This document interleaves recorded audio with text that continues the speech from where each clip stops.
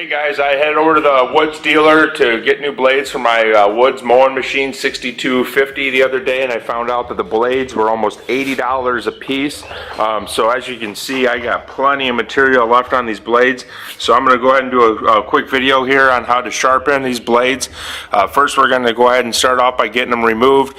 Everybody always wonders, are they left-hand thread or are they right-hand thread on these bolts? And the answer is they are just the normal thread. If you turn them counterclockwise, they're going to come off. So let's start by getting the blades off.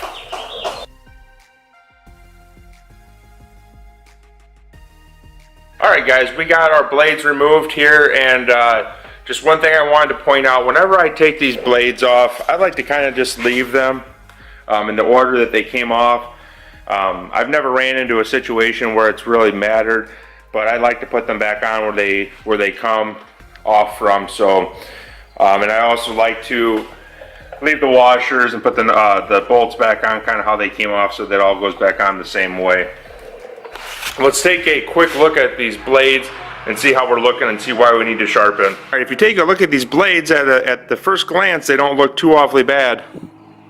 But if you start to look at the bottom side, you can see that a lot of our blade is ate away there.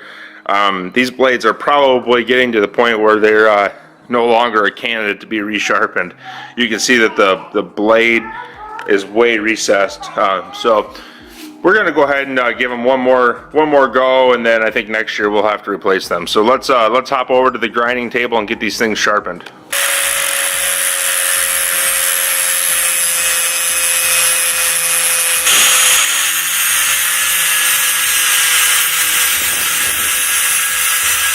Okay, when you guys are sharpening your blade, you're going to find that the leading edge here is going to be very in and out and wavy, okay?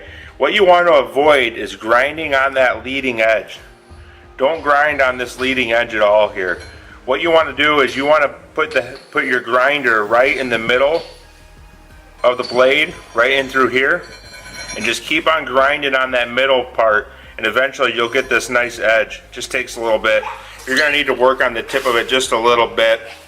That'll be a little bit tougher. That's going to be worn back a lot more. Let's go ahead and get our blades put back on the tractor. Yes, that is a tractor, huh? I got my son helping me out today. I don't know how to do it without him. So we're going to get our blades put back on our zero-turn mower here, and that's pretty much all there is to it, guys.